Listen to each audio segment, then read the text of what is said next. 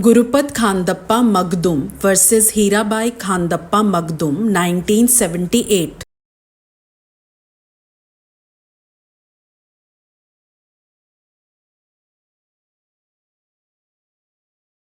Nineteen 1960 में खानदप्पा disease हो जाते हैं। वो पीछे छोड़ते हैं अपनी वाइफ हीराबाई जो कि प्लेंटिफ है, 2 सन्स गुरुपत और शिवपत, वो डिफेंडेंट 1 और 2 है रिस्पेक्टिवली, और 3 daughters defendants 3 to 5। Hirabai suit file करती हैं पार्टीशन और सेपरेट पोजेशन के लिए। वो क्लेम करती हैं कि ये प्रॉपर्टी जॉइंट फैमिली प्रॉपर्टी है जिसमें से 7/24 शेयर 2 हाउसेज में, एक लैंड, 2 शॉप्स और मूवेबल प्रॉपर्टीज में उन्हें हिस्सा मिलना चाहिए। अगर खानदप्पा की लाइफ टाइम में पार्टीशन हुआ होता तो प्लेंटिफ को 1/4 शेयर मिलता जॉइंट फैमिली प्रॉपर्टीज में से और बाकियों को भी 1/4 शेयर मिलता ईच। खानदप्पा का 1/4 शेयर डिवॉल्व होता उनकी डेथ के बाद 6 शेयरर पर, प्लेंटिफ और उनके 5 चिल्ड्रन।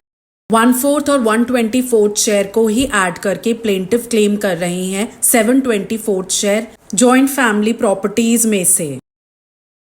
डिफेंडेंट 2 to 5 एडमिट करते हैं प्लेंटिफ का क्लेम, लेकिन गुरुपत जो डिफेंडेंट 1 है वह कंटेस्ट करते हैं ये क्लेम। वो कंटेस्ट करते हैं कि suit property joint family property नहीं थी, खानदप्पा की सेपरेट प्रॉपर्टी थी। खानदप्पा की डेथ के समय प्रॉपर्टी जॉइंट नहीं थी। उन्होंने ये भी अलेज किया कि खानदप्पा ने 2 बारी पार्टीशन कर दिया था प्रॉपर्टी का। खानदप्पा ने फैमिली अरेंजमेंट के थ्रू अपनी शेयर को कैसे डिस्पोज ऑफ करवाना है वो भी बता दिया था, इसलिए फ्रेश पार्टीशन का सवाल ही पैदा नहीं होता। ट्रायल कोर्ट ने डिफेंडेंट 1 का केस रिजेक्ट कर दिया और ये नहीं माना कि खानदप्पा की सेल्फ एक्वायर्ड प्रॉपर्टी थी और उन्होंने लाइफ टाइम में पार्टीशन कर दिया था। ट्रायल कोर्ट डिपेंड करती है बॉम्बे हाई कोर्ट की जजमेंट श्रीरामाबाई भीमगौंडा वर्सेस कालगौंडा और डिक्लेयर करती है कि प्लेंटिफ को 1/24 शेयर मिलेगा, लेकिन वो रिफ्यूज करती है इसमें 1/4 शेयर को ऐड करने से। इस डिक्री के अगेंस्ट डिफेंडेंट 1 फाइल करते हैं first appeal Bombay high court में और प्लेंटिफ फाइल करती हैं cross objections. High court reject करता है डिफेंडेंट 1 की अपील और प्लेंटिफ के क्रॉस ऑब्जेक्शंस को अलाउ करता है। अब डिफेंडेंट 1 स्पेशल लीव के थ्रू फाइल करते हैं appeal against judgment of high court. Hold करता है कि सूट प्रॉपर्टी बिलोंग करती थी जॉइंट फैमिली को और इसका कोई पार्टीशन नहीं हुआ था। लेकिन रंगूबाई लालजी वर्सेस लक्ष्मण लालजिम डिसेंट करता है श्री रामाबाई केस से। ये माना गया कि श्री रामाबाई फुल्ली आर्ग्यू नहीं किया गया था और इनकरेक्टली डिसाइड हुआ था। विडो का शेयर तब असर्टन होगा जब हम ऐड करेंगे 2 शेयर्स को, एक जो उसे नोशनल पार्टीशन के समय मिलेगा हस्बैंड की लाइफ टाइम में और दूसरा हस्बैंड की डेथ पर। हाईकोर्ट का ये व्यू है कि सूट प्रॉपर्टी बिलोंग करती है जॉइंट फैमिली को और इसका कोई प्रायर पार्टीशन नहीं हुआ था। क्योंकि ये वेल फाउंडेड और सीरियसली डिस्प्यूटेड फैक्ट नहीं है, इसलिए प्रेजेंट अपील की डिसीजन लाई करती है explanation 1 to section 6 of Hindu succession act 1956 की इंटरप्रिटेशन पर।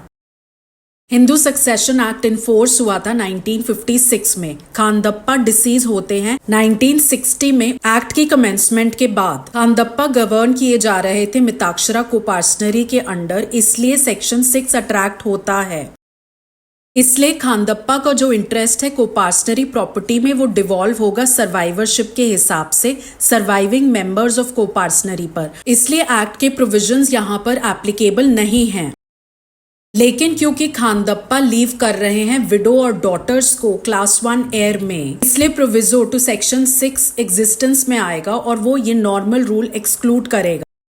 खानदप्पा का इंटरेस्ट कोपार्सनरी प्रॉपर्टी में डिवॉल्व होगा इंटरस्टेट सक्सेशन के हिसाब से, ना कि survivorship. Section 30 of the act भी नहीं एप्लीकेबल है क्योंकि testamentary succession out of question है, क्योंकि डिसीज ने कोई विल एग्जीक्यूट नहीं करी थी। प्लेंटिफ को रिलीफ देने के लिए 2 चीजें नेसेसरी हैं, एक उसका शेयर हस्बैंड के शेयर में कितना होगा और दूसरा हस्बैंड का खुद का शेयर कितना होगा कोपार्सनरी प्रॉपर्टी में। सेक्शन 6 के प्रोविजो में हमें फॉर्मूला मिलता है share of the Clement fix करने का और एक्सप्लेनेशन 1 कंटेन करता है वो फॉर्मूला जिससे हम डिड्यूस कर सकते हैं डिसीज्ड का शेयर। प्रोविजो टू सेक्शन 6 के हिसाब से प्लेंटिफ का शेयर डिटरमिन किया जा सकता है टेस्टामेंट्री इंस्ट्रूमेंट की कंडीशंस के हिसाब से, लेकिन प्रेजेंट केस में क्योंकि कोई विल एग्जीक्यूट नहीं की गई थी, इसलिए रूल्स ऑफ इंटरस्टेट सक्सेशन जो section 8, 9, 10 of Hindu succession act में पाए जाते हैं वो एप्लीकेबल होंगे।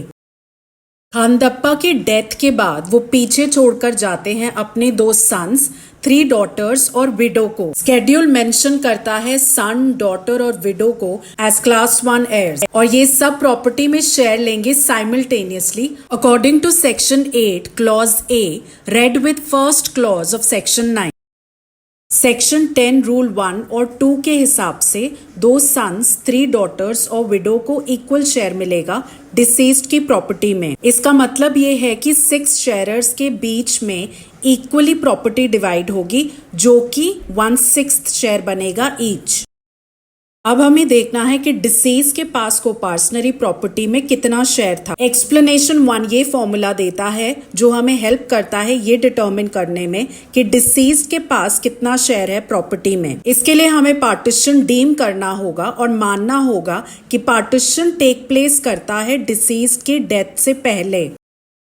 इसके लिए हमें इमेजिन करना पड़ेगा कि खानदप्पा की डेथ से पहले ही पार्टीशन हो चुका है कोपार्सनरी प्रॉपर्टी का। प्लेंटिफ कोपार्सनर नहीं है इसलिए वो डिमांड नहीं कर सकती पार्टीशन की, लेकिन जब उनके हस्बैंड और 2 सन्स के बीच में पार्टीशन हो रहा होगा अब वो सन जितना ही एक शेयर लेंगी। इसका मतलब जब खानदप्पा और उनके 2 सन्स के बीच में पार्टीशन हो रहा होगा तो 4 शेयरर्स बनेंगे कोपार्सनरी प्रॉपर्टी में इंक्लूडिंग प्लेंटिफ खानदप्पा's वाइफ। इसका मतलब पार्टीशन के हाइपोथेसिस के हिसाब से खानदप्पा को 1/4 शेयर मिलेगा कोपार्सनरी प्रॉपर्टी में। यहाँ 2 चीजें बहुत क्लियर है। पहला, पार्टीशन के समय कोपार्सनरी प्रॉपर्टी में खानदप्पा को 1/4 शेयर मिलेगा और दूसरा वाइफ को 1/4 शेयर में से 1/6 शेयर मिलेगा, मतलब 1/24। सवाल यह है कि क्या प्लेंटिफ का शेयर कोपार्सनरी प्रॉपर्टी तक ही सीमित है जो कि 1/24 है, या फिर 1/4 प्लस 1/24 शेयर यानी 7/24 शेयर उन्हें टोटलिटी में मिलेगा। ट्रायल कोर्ट ने रिलाय किया श्री रामाबाई पे, जो बॉम्बे हाई कोर्ट ने ओवर रूल कर दिया था। फॉर्मर कंटेंशन माना, लेकिन हाई कोर्ट ने लैटर कंटेंशन को ही एक्सेप्ट किया। अब सवाल ये है कि इन दोनों व्यूज में से कौन सा प्रेफर किया जाना चाहिए। एक्सप्लेनेशन 1 में जो फिक्शन क्रिएट किया गया है उसे फुल इफेक्ट मिलना चाहिए। ये माना commissioner of income tax Delhi versus S Teja Singh case में East End Dwellings company limited versus Finsbury Borough Council से लॉर्ड एस्क्विथ का फेमस पैसेज कोट किया जाता है। उन्होंने कहा कि अगर कोई स्टेट ऑफ अफेयर्स इमेजिन करने पड़े तो हमें उन्हें रियल ही ट्रीट करना चाहिए। हमें मानना चाहिए कि वो स्टेट ऑफ अफेयर्स इमेजिनरी नहीं बल्कि एग्जिस्ट करते हैं रियलिटी में। इसीलिए हमें सारे कॉन्सिक्वेंसेस इमेजिन करके मानना चाहिए कि वो रियलिटी में भी एप्लीकेबल होंगे। डिसीज्ड कोपार्सनर की प्रॉपर्टी में कितना शेयर होगा लीगल एयर्स का, ये जानने के लिए ये जरूरी है कि हम पहले ये फिक्स करें कि डिसीज्ड का कोपार्सनरी प्रॉपर्टी में कितना शेयर है। इसीलिए एक्सप्लेनेशन 1 टू सेक्शन 6 एक छोटा सा काम करता है, एक फिक्शन क्रिएट करता है कि हिंदू मिताक्षरा कोपार्सनर का शेयर जानने के लिए हम ये मानेंगे, हम ये डीम करेंगे कि प्रॉपर्टी का पार्टीशन हो चुका है उसकी डेथ से पहले। इसका मतलब अज्यूम करना पड़ेगा पार्टीशन हो चुका है डिसीज्ड और कोपार्सनर्स के बीच में उसकी डेथ से पहले, और ये अजम्पशन इररिवोकेबल है अपनी नेचर में। मतलब इस अजम्पशन के बाद आप इस अजम्पशन को वापस नहीं ले सकते, और जब भी असर्टन करना है शेयर लीगल एयर्स का हमें ये अजम्पशन रेफर करनी ही पड़ेगी। सारे कॉन्सिक्वेंसेस जो फ्लो करेंगे रियल पार्टीशन से वही फ्लो करेंगे एक डीम्ड पार्टीशन से भी। इसका मतलब लीगल एयर्स का शेयर असर्टन करने के लिए हमें मानना होगा कि सारे कोपार्सनर्स सेपरेट हो चुके हैं, उनके बीच में पार्टीशन तभी हो चुका है मानो कि जैसे डिसीज्ड अलाइव ही हो फिक्शनल पार्टीशन के समय। इस पोजीशन का नतीजा ये होगा कि लीगल एयर को एक शेयर डिसीज्ड की कोपार्सनरी प्रॉपर्टी में से मिलेगा उसकी डेथ के समय, और एक शेयर जो उसे नोशनल पार्टीशन पे मिल चुका होगा।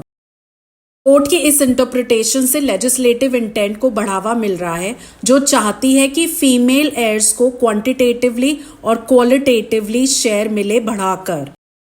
Hindu law of inheritance amendment act 1929 ने कन्फर किए हैं heirship rights sons daughter, daughters daughter और सिस्टर पे भी मिताक्षरा लॉ के under. Hindu women's rights to property act 1937 भी सेक्शन 3 के अंडर कन्फर करता है हिंदू विडो पे एक राइट कि वो जॉइंट फैमिली प्रॉपर्टी में पार्टीशन की डिमांड कर सकती हैं। हिंदू सक्सेशन एक्ट 1956 के सेक्शन 14 सबसेक्शन 1 के हिसाब से भी हिंदू फीमेल को प्रॉपर्टी में फुल ओनरशिप मिलती है। एक्सप्लेनेशन 1 के फिक्शन को रिस्ट्रिक्टिव इंटरप्रिटेशन देने का मतलब है एक रेट्रोग्रेड स्टेप लेना। ये पीछे हटना भी है उस सोशल रिफॉर्म से जहां हिंदू फीमेल्स को प्रॉपर्टी में इक्वल राइट दिया जा रहा है हिंदू मेल के। अगर ये भी माना जाए कि दो इंटरप्रिटेशंस बनती हैं एक्सप्लेनेशन 1 की, तब भी हमें वो इंटरप्रिटेशन लेनी चाहिए जो लेजिस्लेचर के इंटेंशन को फैसिलिटेट करे और हिंदू फीमेल्स के साथ ये सालों से हुआ इनजस्टिस भी खत्म करे। कोर्ट भी वही व्यू लेता है जो बॉम्बे हाई कोर्ट ने रंगूबाई लालजी वर्सेस लक्ष्मण लालजी में लिया। बॉम्बे हाई कोर्ट ने सुशीलाबाई रामचंद्र कुलकर्णी वर्सेस नारायण राव गोपाल राव देश पांडे, गुजरात हाई कोर्ट ने विद्याबेन वर्सेस जगदीश चंद्र एन भट्ट और उड़ीसा हाई कोर्ट ने आनंदा वर्सेस हरिबंधु में भी सेम व्यू लिया। इसलिए कोर्ट हाई कोर्ट की जजमेंट को कंफर्म करता है और अपील डिसमिस करता है। प्लेंटिफ एंटाइटल्ड हैं टोटल 7/24 शेयर लेने के।